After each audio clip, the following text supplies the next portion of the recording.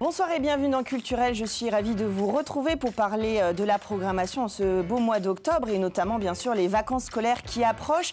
Pour l'instant, on va aller du côté de l'Esplanade des Jacobins avec l'Art et la Manière qui nous propose la deuxième édition du festival Les Consonances autour du thème du harcèlement scolaire. Vous pourrez voir une conférence, un spectacle de théâtre, plein d'autres animations autour d'un village associatif. C'est gratuit et c'est ce samedi. Pendant quelques jours encore, vous pouvez profiter des peintures de Jacques Fouquet au bistrot de la préfecture au Mans. On pourra le rencontrer sur notre plateau tout à l'heure et découvrir ces beaux visages qu'il nous propose, un peu mélancoliques. Nous ferons un petit tour du côté Sud-Sarthe avec la galerie The Artistic Red Dot, mais pas que. On va aux ateliers d'Abin demain pour une performance à quatre mains avec Daniel Burgart. Ils seront sur notre plateau dans un instant et pas loin, les 11 et 12 octobre, vous pourrez profiter des Chemins en couleurs, la 18e édition de cet événement pour redécouvrir les artisans d'art de ce beau village de caractère. Vous pourrez aussi profiter évidemment du musée de la faïence et de concerts. Ils seront avec nous tout à l'heure pour nous en parler.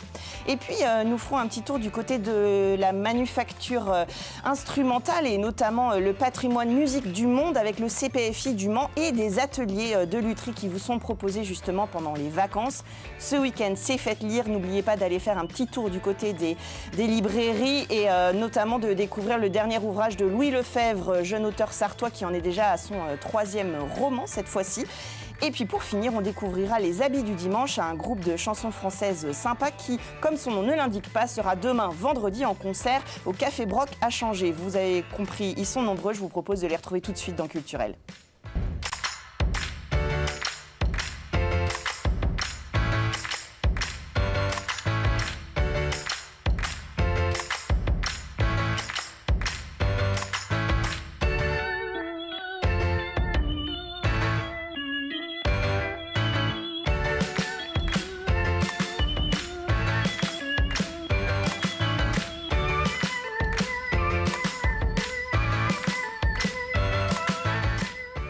Et donc autour de la table, nous avons le plaisir d'avoir Jacques Fouquet. Bonsoir. Bonsoir. Vous êtes artiste peintre, mais aussi coordinateur des expositions au musée de la musique mécanique de Dolon. On en parlera dans un instant.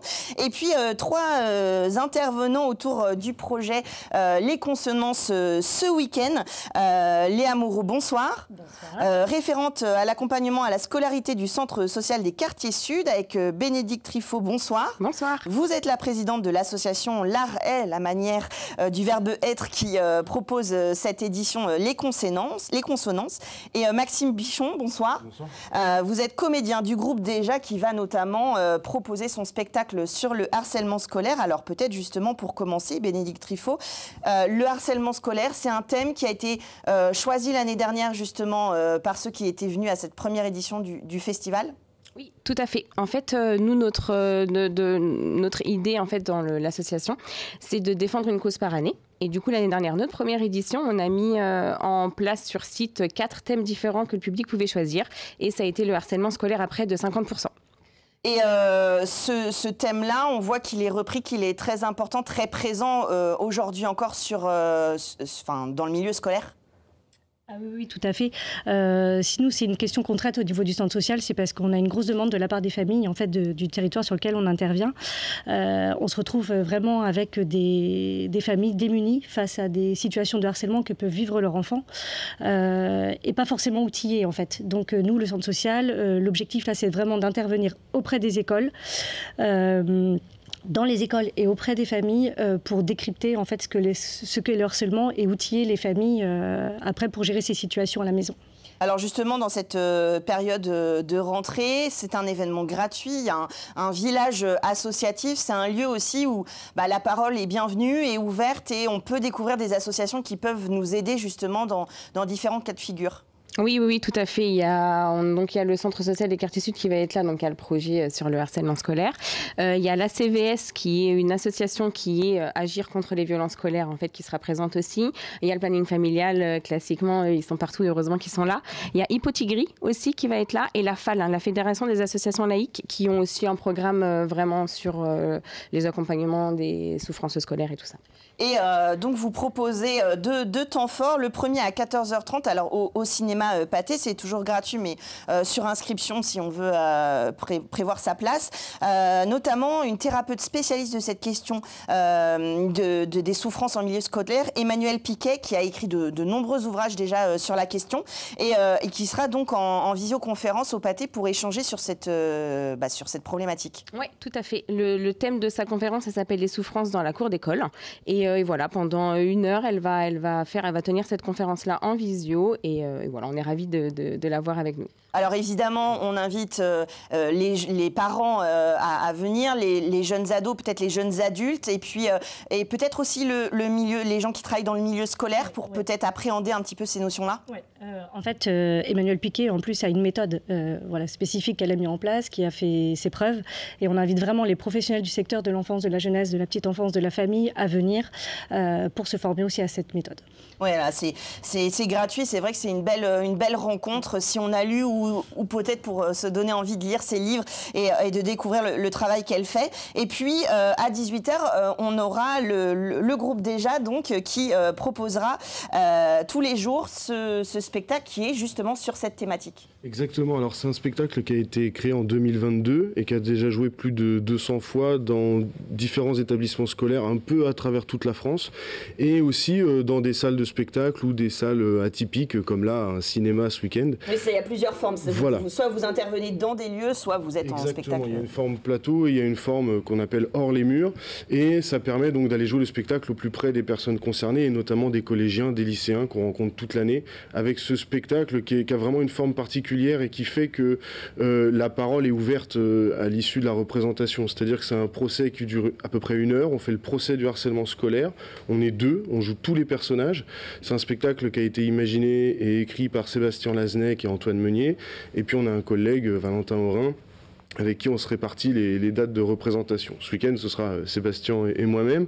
Et donc, pendant 1 heure, on fait tous les personnages, les avocats, les témoins, les experts. Et à la fin de la représentation, on prend un temps pour échanger avec le public sur ce qui a été dit pendant ce procès fictif, en fait. Mmh. C'est matière justement à échange avec les jeunes ou leur entourage. Justement, il ne faut pas se focaliser que sur les jeunes, mais bien sûr, on peut tous agir contre le harcèlement scolaire.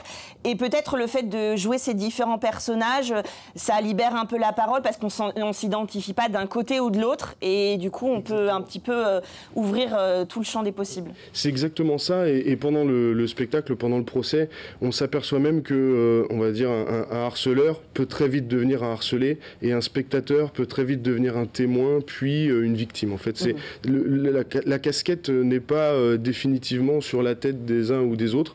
C'est selon les situations. Et ce qui est terrible avec le harcèlement, c'est que souvent on ne se rend pas compte de la frontière. À quel moment ça commence, à quel moment ça devient du harcèlement. Donc ça, en effet, dans le spectacle, on essaie en tout cas, l'écriture nous amène vraiment à parler de ça. Et chaque spectateur se pose la question. Quelle est ma place dans une cour d'école? Quelle est ma place même dans le monde de tous les jours? Est-ce que si je regarde telle situation et que ça me fait rire, est-ce que c'est normal? Est-ce que je dois participer ou est-ce que je dois dénoncer tel ou tel fait? C'est un moyen pédagogique aussi, ludique, de parler de ce sujet. Plein de formes d'expression justement, avec une scène ouverte aussi. On est vraiment sur un moment festif aussi où on peut se retrouver, je le redis, c'est gratuit. Donc voilà, on peut passer, on peut faire un petit tour à Faites Lire et venir l'après-midi. C'est jusqu'à 22h30, donc c'est vraiment toute l'après-midi, ça va s'enchaîner. On peut réserver pour le spectacle ou la conférence, mais sinon on peut venir bien évidemment comme ça directement au Jacobin au Mans. Oui, tout à fait, parce qu'il y a sur la place des Jacobins, il y aura plein d'autres animations différentes, donc oui, c'est ouvert à tout le monde et gratuit.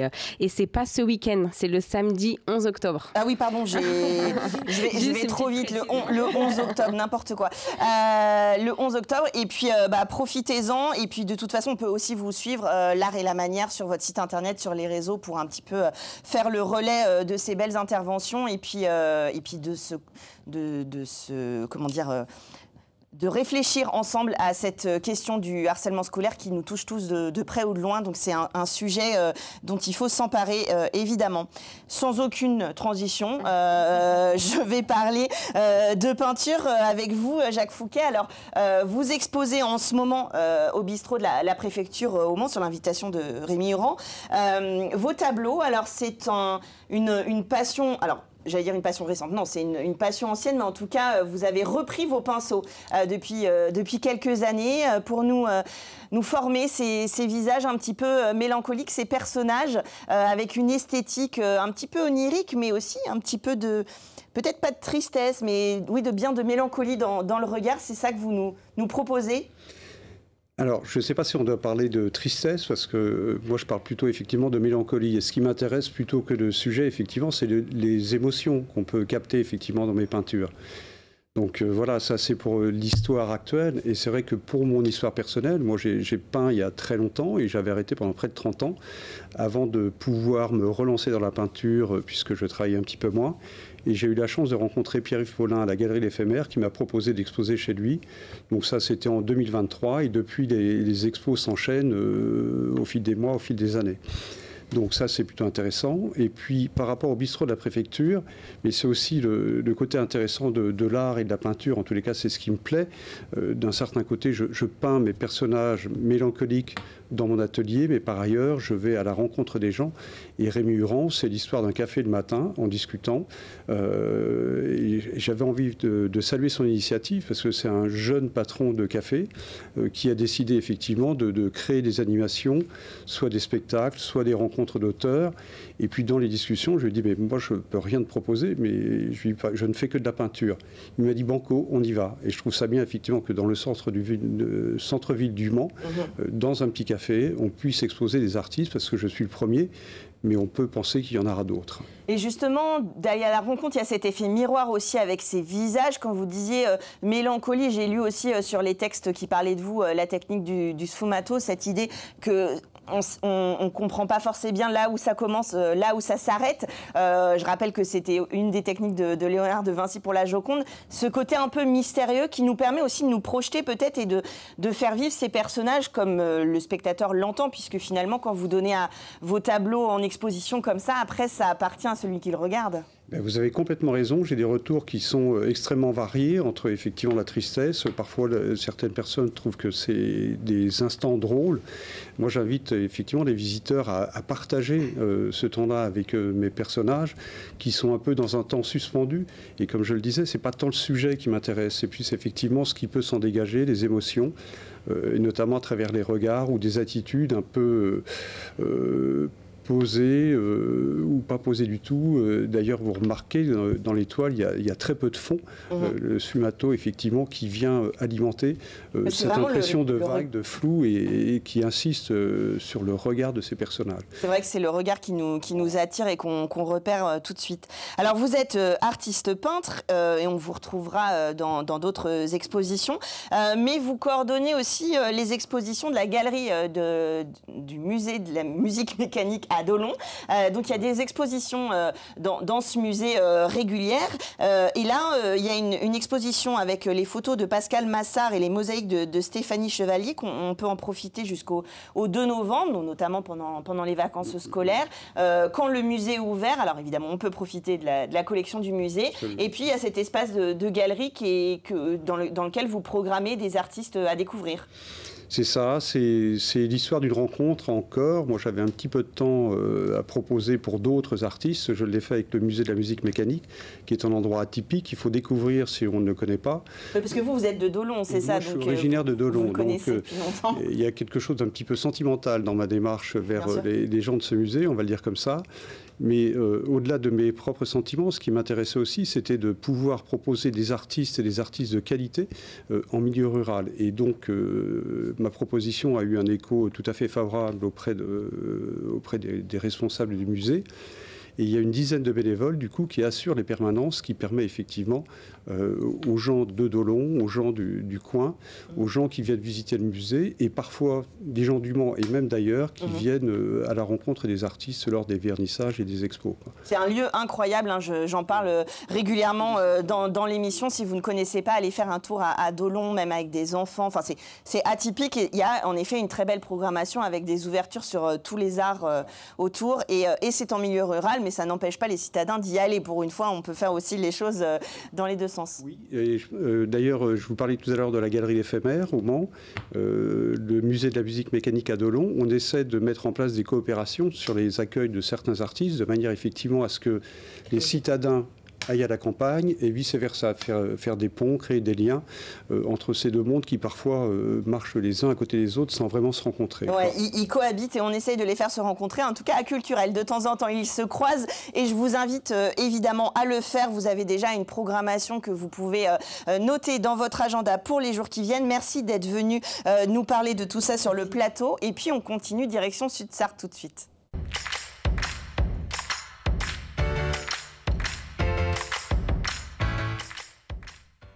Et un petit tour Sud-Sarthe, je le disais tout à l'heure. On va parler dans un instant des chemins de couleur pour sa 17e.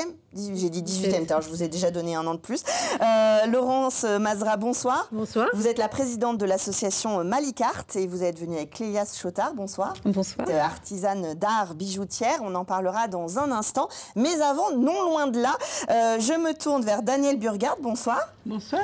Vous êtes artiste peintre et Lionel Chénaud. Bonsoir. Bonsoir. Vous êtes compagnon artisan des ateliers d'Abin. Alors, vous êtes dans le cadre de l'opus 2 de la galerie The Artistic Red Dot, on va en parler, qui est ouverte, cet épisode se finira le 11 novembre, donc on a le temps un petit peu d'en profiter. Et demain, justement, vous faites un hors-les-murs, comme on dit, aux ateliers d'Abin, puisque, Daniel Burgard, vous allez dans cet atelier à Sablé-sur-Sarthe pour, avec Lionel Chénaud, faire une performance donc à 4 mains. Qu'est-ce que c'est que cette histoire ?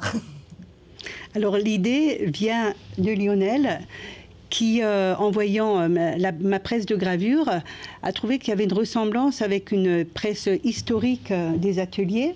Et l'idée est un peu partie de là, d'essayer de faire une œuvre dans ce contexte-là. Et en plus, il a une matière particulière dont il va parler tout à l'heure. Et donc, le but est de faire une œuvre quand même assez grande, parce qu'on va travailler sur une plaque de métal d'1,20 m sur 2,50 m. Donc, dans cet univers d'atelier de métallerie, donc moi, je sors complètement de ma zone de confort, de l'atelier où on oui, c'est ça. Alors, les peut-être affaires. expliquer que vous avez votre atelier dans la galerie de The Artistic Red Dot, un très grand atelier dans lequel vous faites des toiles parfois de format déjà oui. assez gigantesque et qui est un atelier de peintre. Alors, vous avez une presse, mais voilà, c'est évidemment un autre univers. Alors que là, on va dans l'atelier de métallerie. Donc, le but, c'est d'arriver à... Enfin, on va se retrouver pour faire une œuvre à 4 mains, donc de ce format-là. Et donc, on va travailler sur la plaque de métal avec les encres de gravure et avec la fameuse matière, le suspense. Et après, on va faire un tirage sur une grande feuille de papier en passant par cette fameuse presse. Et voilà, je laisse la parole. Alors, c'est vrai, je le disais tout à l'heure hors antenne à Lionel Chénaud. Moi, quand j'ai vu les images, j'ai cru que c'était une presse. En effet, ça ressemble beaucoup à une presse de gravure hein, dans laquelle on passe du papier. Et qu'est-ce que c'est ? Et peut-être juste dire les ateliers d'Abin, justement, qu'est-ce que vous y faites ? Pourquoi il y a cet objet là-bas ? C'est tout d'abord, c'est une rouleuse à tôle, tout simplement. Voilà, c'est avec ça qu'on façonne. En parce gros, que tout le monde a une rouleuse à tôle à côté de chez lui, bien sûr. Voilà. Bien dans nos métiers, oui. Un serrurier, un métallier a forcément une rouleuse dans son atelier, quoi. Et c'est avec ça qu'on façonne, voilà, des... C'est assez grand, hein, ça, c'est... En gros, non, elle n'est pas très grande, elle fait 1,50 m, 1,50 m de large. Donc on peut... Tout est relatif quand je dis ça. Oui, voilà. Oui. On peut aplatir de la tôle. Voilà, pour une œuvre, c'est vrai que ça fait peut-être grand. Mais c'est un beau challenge pour moi quand même. Alors, pour bien comprendre, cet outil-là, il vous sert à quoi ? Façonner la tôle ? Oui, tout à fait, ouais. Simplement la rouler. Voilà. Simplement la rouler. Voilà. Et là, vous allez travailler avec quel matériau, donc ? Le minerai de fer. Le minerai de fer, c'est le minerai qu'on utilise pour faire à la forge. D'accord. Voilà. Ça sort vraiment du contexte... Alors, ce matériau, il est pas censé ou il est censé passer dans cette presse? Pas du tout. Pas du tout. Il faut le concasser avant, le réduire, et une fois qu'il est réduit, ça devient de la poudre, et c'est à ce moment-là qu'on va le passer dans la presse. Alors, c'est justement pour ça que le côté métallerie, votre savoir-faire dialogue avec la création artistique. Voilà. Vous lui créez un pigment, en fait, quelque part, une matière. Voilà, une matière qui est très belle, parce que ce sont des noirs un peu brillants, un peu satinés. C'est vraiment une très belle matière, et je pense qu'associée à l'encre de gravure. Alors après, il y a plein de petites inconnues techniques, parce que, voilà, c'est quand même... c'est vraiment une improvisation complète. On n'est pas sûr du tout de ressortir un papier avec une très belle œuvre, parce qu'il y a plein de petits côtés techniques qu'on découvrira au fur et à mesure. D'où l'idée de la performance. Alors, oui, c'est demain à 16h, on peut s'inscrire, on va sur le site The Artistic Red Dot, c'est dans les ateliers d'Abin. Et l'idée, c'est justement que vous partagiez votre processus, tout le long de la performance et de la réalisation de l'œuvre. Voilà, en ne sachant pas encore ce que l'on va arriver à faire, donc c'est vraiment une vraie performance. N'est-ce pas, Lionel? À 4 mains. Voilà. Ouais. Et le plaisir aussi d'être dans un atelier industriel qui est différent aussi pour capter le travail des artistes et des artisans d'art en termes de, c'est pas vous qui me direz le contraire, évidemment, de gestes et de savoir-faire, aussi plein de choses à nous apprendre et à partager. Ça décloisonne un petit peu le tout. Alors, ça, c'est la performance de demain. Mais, donc, comme je le disais, l'Opus 2 a ouvert dans la galerie The Artistic Red Dot. Donc, c'est une galerie privée. On vous invite à prendre rendez-vous sur le site internet avec une très belle sélection de peintures, d'estampes, de gravures. Il y en a un petit peu pour tous les goûts, avec les fonds de la galerie et puis toujours de nouveaux artistes qui sont représentés. Alors, cet opus, il s'appelle Corps et âme parce qu'il est vraiment axé sur l'humain. Le langage commun de tout cet opus, c'est l'humain. La présence de l'humain et du corps. Avec un artiste un peu renommé qui s'appelle Franta, qui est un vieux monsieur de 95 ans qui a toujours travaillé sur l'humain, sur le corps et qui a des dessins absolument fabuleux et qui est un homme fabuleux. Donc, on est content de pouvoir l'exposer. Et puis des habitués et dont vos travaux qui sont exposés. Et puis il y a des petits rendez-vous comme ça. Justement sur le corps, il y aura une conférence le 16 octobre. Donc vous maillez comme ça l'exposition de rendez-vous avec les passionnés. Voilà, le 16 octobre, donc la conférence de Christian Nurbergen, qui est conférencier, qui a écrit dans Artension, dans Miroir de l'art, qui est historien d'art. Et le 26 octobre, il y a une rencontre avec quelques artistes qui pourront se déplacer et venir échanger avec les visiteurs au sein de la galerie. Voilà, ceux qui veulent venir et qui peuvent venir, évidemment. Sachant que le principe, on en parle avec Éric Dos Santos quand il vient présenter ses opus, c'est de prendre rendez-vous et de se retrouver parfois même seul, si on le souhaite, avec ses œuvres d'art et d'aller vraiment à la rencontre de ce lieu qui est magnifique, en pleine nature, où vous avez votre atelier et qui justement convoque beaucoup de belles émotions autour de la peinture, de la sculpture. C'est vraiment une découverte, j'allais dire, sensorielle et avec plein de modes d'expression parce que alors c'est résolument contemporain, mais il y a du figuratif, il y a de la sculpture, il y a du dessin, il y a de l'abstrait. Il y en a, on va dire, pour tous les goûts. Voilà. À découvrir jusqu'au 11 novembre. Vous allez sur le site de la galerie The Artistic Red Dot ou sur les réseaux sociaux, vous les suivez. Et puis demain, alors après le résultat de cette performance, on pourra le voir, vous allez l'accrocher à la galerie. Tout dépend en fait de ce que vous allez produire. Voilà, je ne sais pas du tout. Alors pourquoi pas dans les ateliers d'Abin? Voilà. Ouais, tout dépend de comment ressortira le papier. Voilà, du dialogue. Est-ce que vous pensez hein. pouvoir peut-être faire plusieurs exemplaires? Vous ne savez pas? Non, ça c'est sûr que non. C'est sûr que non. Ouais. Il y aura un seul tirage. Oui. Eh ben, dis donc, la pression est forte. Merci d'être venu là. Il y a une tension là, c'est un teasing.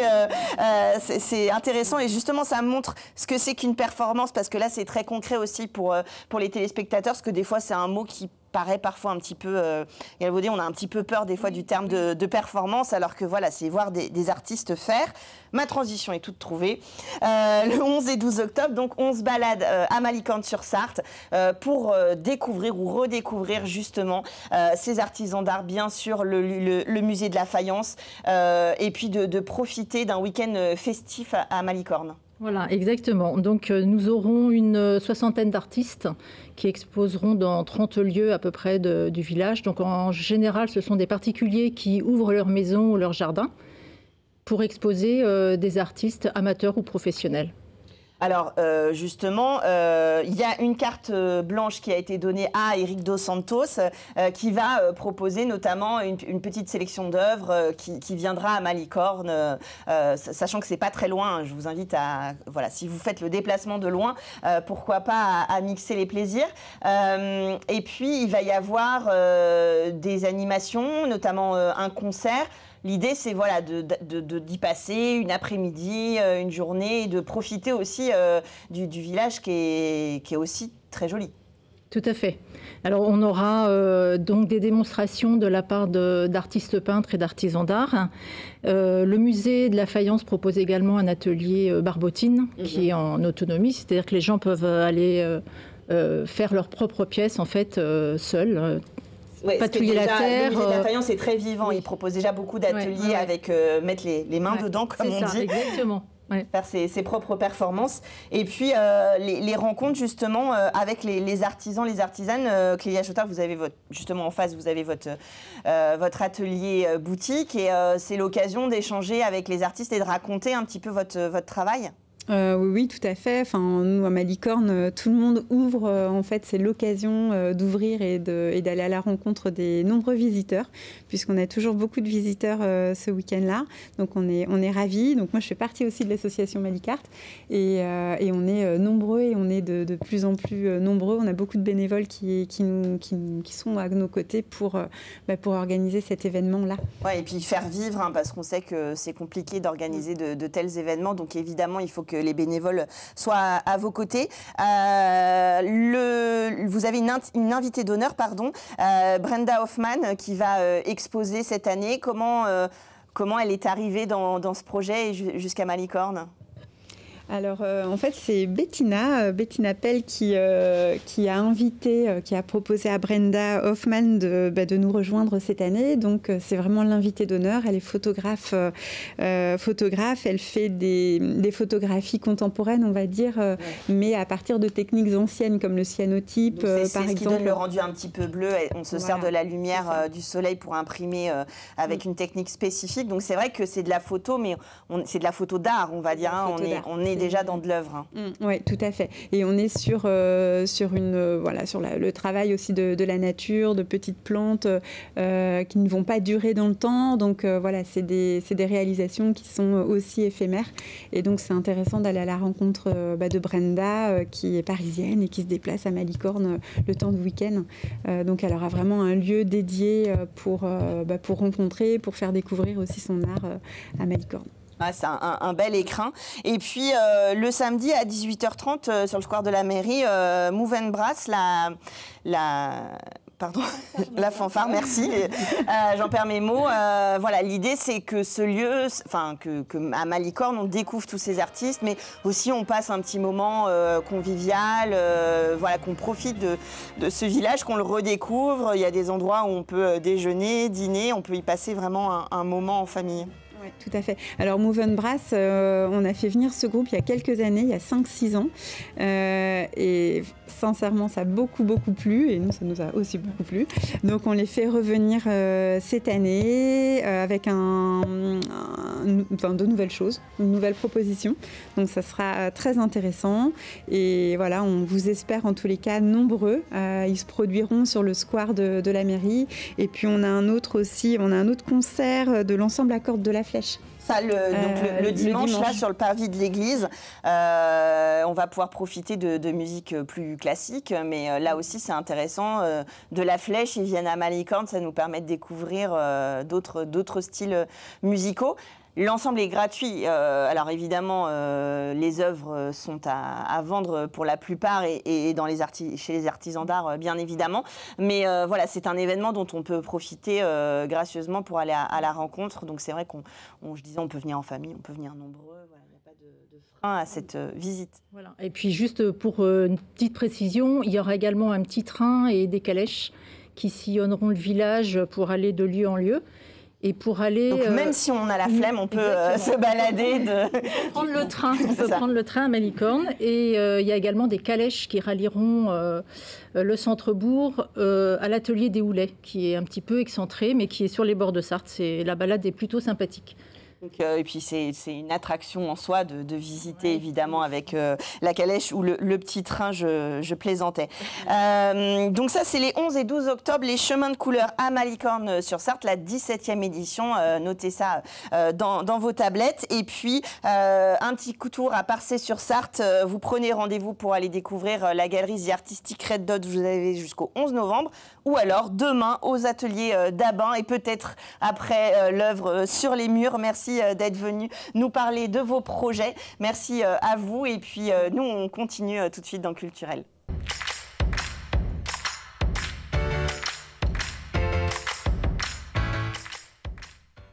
Je ne vais pas refaire la blague, mais demain, vendredi 3 octobre, vous pouvez retrouver les habits du dimanche, ce groupe dont j'ai le plaisir de recevoir Anne. Vous êtes chanteuse et musicienne, bonsoir. Oui, bonsoir Chloé. Et Julien, vous êtes auteur, compositeur, chanteur et musicien aussi. On en parlera dans un instant. Louis Lefebvre, bonsoir. Bonsoir. Vous êtes auteur, vous venez nous parler de votre 3e ouvrage qu'on pourra dédicacer ce week-end à Faites Lire.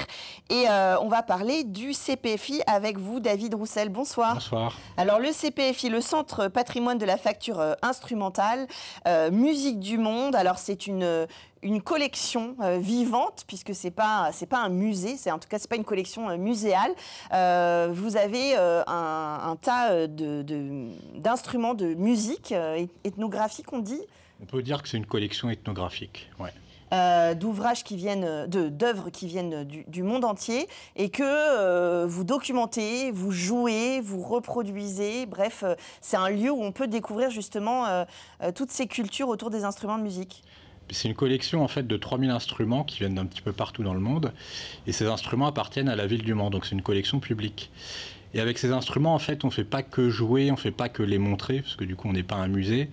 L'idée, c'est de voir ce qu'il y a derrière un instrument, les cultures, les techniques de fabrication, en fait, le message caché qu'il y a derrière, voilà, pour approfondir et pas juste entendre un son dans l'instrument. Alors, sans faire de raccourci, mais cette collection, elle est assez impressionnante. On peut voir tirer un petit peu des raccourcis, mais par exemple au musée du Quai Branly, il y a parfois des présentations d'instruments par rapport à certaines ethnies qui nous expliquent voilà, comment l'instrument prenait sa place au sein de cette civilisation. Et ça, c'est quelque chose que vous proposez plus ou moins aussi. Par exemple, le 10 octobre, il y a un salon, vous faites des salons de musique comme ça pour découvrir des instruments. Et là, on va découvrir la thala, ou le thala, je ne sais pas. Alors le thala, c'est en fait la science rythmique de l'Inde. Donc c'est Arjit Singh qui vit en France, qui est d'origine donc indienne, qui joue pas juste du tabla, qui est l'instrument percussif le plus connu en Inde, mais en fait il joue de quasiment tous les instruments de percussion de l'Inde. Et donc il va essayer de nous raconter un petit peu l'histoire. Il ne faut pas que non plus que ce soit trop scientifique. Les gens vont pouvoir participer, il va leur faire chanter des bols, ce qu'on appelle, c'est en fait des syllabes. Il chante les syllabes et en fait lui après il les reproduit sur les instruments. Voilà. Donc c'est vraiment de découvrir un pays, une civilisation à travers la musique et toutes les traditions qui vont avec, et des instruments qui sont parfois très beaux. Alors il y en a qui sont très fragiles, d'autres qui peuvent être réutilisés, voilà. Mais vous avez aussi cette mission de conservation, on va dire. Ça fait partie effectivement des missions du CPFI. De restaurer. On a déjà commencé, là vous voyez une image avec Fabien, un musicien qui est parti beaucoup en Afrique. La collection d'instruments de la ville du Mans, on a quasiment 30 à 40 balafons qui ne sont pas forcément tous en bon état. Donc on commence à les restaurer nous-mêmes, c'est-à-dire qu'ils nous forment, et nous après avec ma collègue Oriane, qui est médiatrice aussi, on va les restaurer avec notre équipe de bénévoles. Voilà. Alors, c'est des beaux projets et justement, il y a des ateliers aussi de lutherie où vous invitez, on peut s'inscrire pour faire des stages et fabriquer ces instruments de musique. Alors, soit parce que l'on est musicien, soit parce qu'on aime la culture qui propose cet instrument de musique, ou l'objet, enfin voilà, il y a plein de raisons, on va dire, de s'approcher et d'aller dans ces ateliers. Et là, notamment, pendant les vacances, il y a un premier stage de lutherie qui Lettonne du 20 au 24 octobre, où on va, alors je ne sais pas trop comment ça se prononce, on va fabriquer un cocle. Un cocle. Un cocle, voilà. À chaque fois, vous me tendez des pièges. Là, c'est de découvrir justement cet instrument qui est aussi très beau. Enfin, il y a une esthétique aussi particulière à ces instruments-là. Il y a toute l'histoire.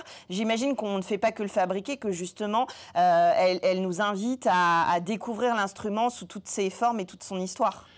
L'idée, c'est pas juste un stage de lutherie qu'on appelle d'ailleurs pédagogique, parce qu'il n'y a pas besoin d'avoir de prérequis dans la lutherie pour fabriquer les instruments, c'est assez simple. C'est-à-dire que n'importe qui est curieux peut s'inscrire pour...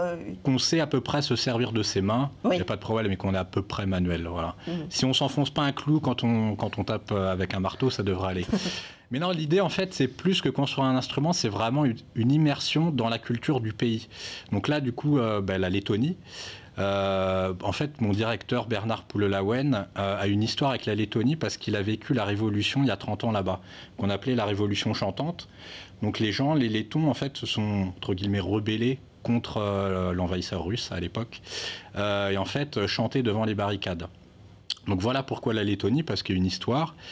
Et l'instrument est magnifique et assez rare, entre guillemets. Alors justement, le 24 octobre, un autre salon de musique avec Mélissa Desbrois-Cascoura qui fait cet atelier, qui va nous partager, là, comme l'Inde tout à l'heure dont on parlait, là on partira en Lettonie. Effectivement, on fait venir spécialement Mélissa de Lettonie. L'idée, c'est qu'à la fin de la semaine, quand tout le monde aura construit son instrument, elle donnera en fait un cours à tous ses apprentis musiciens. Et le soir, elle sera là donc, pour un salon de musique pour effectivement mêler la tradition mais aussi la modernité. Voilà. Et puis, la semaine suivante, du 27 octobre au 2 novembre, et là, vous pouvez fabriquer votre harpe. Alors, avec Klangberg, qui est de chez nous. Alors, ça paraît impressionnant, mais là, c'est pareil. On peut fabriquer une harpe en venant en stage pendant une semaine et découvrir justement toutes les facettes de l'instrument. Effectivement, c'est avec notre partenaire Suzanne qui donc fait construire des harpes celtiques aux gens. Il y a plusieurs modèles. Mais c'est exactement comme pour le coquelin, en fait, il n'y a pas besoin d'être luthier. L'idée, c'est de découvrir un peu le travail du bois et du luthier, assez simplement. Donc ça dure quasiment une semaine. Et les gens repartent après avec leur harpe. C'est ça. C'est comme toujours, je vois, vous allez fabriquer une harpe. Votre prochaine guitare, vous ne le savez pas encore, mais vous allez la fabriquer au CPFI. En tout cas, c'est un lieu d'échange aussi. Vous avez de la médiation avec tous les publics, y compris les publics scolaires. Et on peut suivre vos activités ou venir découvrir des musiques du monde, justement. On suit vos informations sur votre site internet CPFI Le Mans et sur les réseaux sociaux avec le prochain rendez-vous, donc le 10 octobre à 20h avec l'Inde. Oui, c'est bien ça. Le CPFI donc à suivre. Ce samedi 4 octobre, non c'est... Oui, c'est ça, pardon. Comme je me suis trompée tout à l'heure sur un plateau, je mets des pincettes. Louis Lefebvre, vous allez dédicacer votre dernier ouvrage pour le salon Faites Lire. Que le vent nous emporte, vous l'avez publié là au mois de septembre. Et c'est un roman, c'est une fiction. C'est un nouveau genre, on va dire, par rapport à vos premiers ouvrages, Le mental hospitalier et Force et courage. C'est totalement ça. Je passe du témoignage autobiographique puis biographique, et là je me lance dans un projet de roman qui est vraiment un projet totalement différent, avec des styles d'écriture différents aussi. J'essaie d'avoir un style plus littéraire et un petit peu plus formel que mes deux premiers. Alors c'est vrai que vous avez eu un beau succès avec vos premiers ouvrages, à la fois pour votre qualité de témoignage et d'écriture, bien sûr. Ça vous a donné envie justement de continuer dans le milieu de l'écriture et d'auto-éditer cet ouvrage. Et il est assez personnel puisque c'est une fiction, mais ça se passe en Charente-Maritime, à Angoulins. Et c'est pas anodin puisque c'était la ville de votre grand-père, arrière-grand-père ? Arrière-grand-père, oui, c'est ça. C'est vrai que pour un premier roman où tout est romancé sur l'histoire en elle-même, le lieu, lui, n'est pas choisi par hasard. Angoulins était l'endroit où mes arrière-grands-parents avaient acheté une maison de famille. où du coup je passais mes étés enfant. Et c'est vrai que c'est un lieu que j'aime beaucoup, que j'affectionne énormément. Et je voulais, et pour moi c'était obligatoire de faire ce premier roman dans ce lieu. De s'ancrer en fait dans des éléments du réel de votre vie, là encore dans votre biographie, pour transmettre des notions. Alors c'est un roman d'amour, de transmission sur justement le fait de partir et de revenir et de s'interroger sur le temps qui passe et qu'est-ce qui reste peut-être ou qu'est-ce qui a changé. Il y a cette notion-là qui vous faites le parallèle en fait avec le fait même d'écrire, parce que pour vous c'est dans votre façon de vivre en fait, de réfléchir, de transmettre, d'interroger à travers votre écriture. Oui, c'est ça. Ça reste de la fiction pure et dure, mais je veux quand même, dans chacun de mes livres, mettre quelque chose, une part de moi. Et au final, dans ce livre-là, je parle beaucoup d'écriture, de lettres, de transmission, qui pour moi est quelque chose de vraiment fondamental dans un lieu que je connais. Et c'est vrai que, on va dire que pour un premier roman, je ne suis pas non plus parti trop loin, avec une histoire qui, certes, est inventée, mais avec beaucoup de choses qui me construisent aussi jour après jour. Alors, est-ce que vous avez, comme on peut faire des recherches quand on est dans la biographie ou même l'autobiographie, de reprendre des éléments factuels, est-ce que vous avez construit la psychologie des personnages ou un fil conducteur? Comment vous avez travaillé pour un roman? Une fiction, c'est quand même un autre genre, donc j'imagine que ça se construit différemment au niveau de l'écriture. La construction est à la fois beaucoup plus simple et beaucoup plus compliquée. On est tout seul face à nos personnages qu'on crée totalement. Faut tout créer. Oui, on est à la fois libre et en même temps il y a cette difficulté du sans-filet. C'est ça, faut créer une histoire, mine de rien, avec un fil conducteur, avec certains sujets que je voulais aborder obligatoirement. Et c'est vrai que l'écriture a été complètement différente des deux premiers, mais très enrichissante. Et avec de la création de personnages et une attache particulière aussi aux personnages. Et sur les recherches, il y a eu beaucoup moins de recherches forcément que sur l'écriture de témoignages, mais j'écris dans une époque environ des années 90, une époque que je n'ai pas connue. Je suis né dans les années 2000, donc pour moi un téléphone avec fil, ça n'existe pas vraiment. Et c'est des petits détails au final que j'ai pu revoir sur l'écriture. Ouais, pour éviter les anachronismes qui vous mettent dans un univers. En tout cas, vous êtes aussi très actif sur les réseaux sociaux, on peut vous suivre et on peut venir à votre rencontre surtout. Ce samedi, vous serez place des Jacobins. Ça, place des Jacobins. Place des Jacobins pour le salon Faites lire que le vent nous emporte. Demain, vendredi 3 octobre, on va au Broc Café à Changer pour vous entendre les habits du dimanche. Donc, Anne et Julien. Alors, ce concert, évidemment, pour vous découvrir sur scène, puisque finalement, c'est sur scène que vous avez... vous êtes né peut-être pas, mais qu'en tout cas, vous avez, le groupe a construit sa musique, ses chansons. Comment alors, c'est de la chanson française. Comment vous définiriez le style? Oui, c'est de la chanson française, dans la tradition réaliste, un petit peu réaliste. C'est plutôt cinématographique dans l'écriture. Alors avec une petite touche d'humour, alors du swing pour le style musical, mais c'est vrai qu'il y a un côté bonne humeur, des chansons à partager. Tout de suite on le sent, c'est pour ça que je parlais de la scène, parce qu'on sent que c'est avec le partage que ça se construit. Et en rigolant, vous voyez, moi en mots-clés, j'ai mis gentleman, sourire, cimetière. Ouais, donc c'est quand même, c'est un peu concis, j'en conviens, mais ça donne idée. Alors vous êtes 4 maintenant sur scène. C'est un tout à fait. Alors demain on ne sera pas 4, mais en l'occurrence une contrebasse, un piano un peu bastringue qui est la colonne vertébrale quand même du groupe, une chanteuse avec une clarinette, des petites percussions, des mélodicas, et puis un guitariste qui chante aussi de temps en temps. Oui, justement, la clarinette, une chanteuse clarinette ou la clarinette qui chante, parce que finalement, les instruments deviennent des voix, les voix des instruments. Il y a cette idée de créer une ambiance un petit peu, j'allais dire, un petit peu guinguette dans la notion de partage. Au début, vous repreniez des titres et puis après, vous avez ressenti le besoin et l'envie de créer justement vos propres chansons. On a commencé par faire des reprises pour se connaître aussi, connaître les goûts de chacun. Et puis, comme beaucoup d'artistes, il y a eu le confinement qui nous a permis de faire une pause dans notre quotidien et de refaire renaître l'écriture. J'ai longtemps écrit des chansons, c'est que j'ai fait une bonne pause. Et puis de retravailler avec d'autres musiciens. Et cette pause m'a nos discussions a amené une quinzaine de chansons. Donc là, on sort un premier EP avec 5 titres. Mais rapidement, on a eu 15 compos qu'on a plaisir à... Donc là, aujourd'hui, on peut acheter justement cette EP avec 5 titres. Mais voilà, il y a plus de chansons. Oui. Ça veut dire qu'il y aura sûrement un disque plus tard. Vous produisez beaucoup sur scène. Alors demain a changé, on est un peu chauvin, donc je prends la date la plus proche et chez nous. Mais voilà, on peut vous voir un petit peu partout. Et puis c'est festif, c'est convivial, donc c'est très accessible comme style de concert. C'est dansant. C'est des chansons qui gigotent. Bien que ça danse un peu. Effectivement, il y a beaucoup d'humour. On cherche l'interaction avec le public. C'est ce que j'allais dire. Oui, il y a un petit jeu de ping-pong avec le public. Oui, quand c'est réagi, voilà. Moi, j'écris les textes. C'est de me faire marrer. Ça me fait marrer. J'espère que ça va faire marrer. On se marre. Généralement, c'est le test. En fait, c'est le test. Se marre pas, quand le texte se marre, c'est pas mal.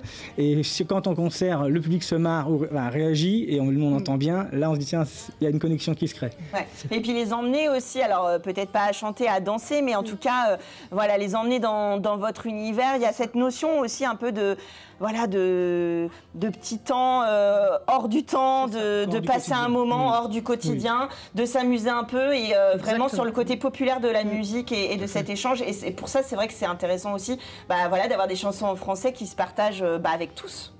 Oui, il y a des refrains qui sont assez accessibles et à reprendre, donc avec des chansons qui sont construites, un peu cinématographiques, avec des histoires qui se déroulent, donc les gens on capte l'attention du public pour savoir comment on va jusqu'à la chute du dernier couplet, avec des refrains effectivement à reprendre, assez rythmés, souvent ça tape des pieds, ça tape des mains, donc et la scène effectivement c'est là où on a mis du temps à faire ça fait 5 ans qu'on joue, donc on a pris le temps de faire ce premier EP, de trouver les titres qu'on voulait vraiment mettre en avant.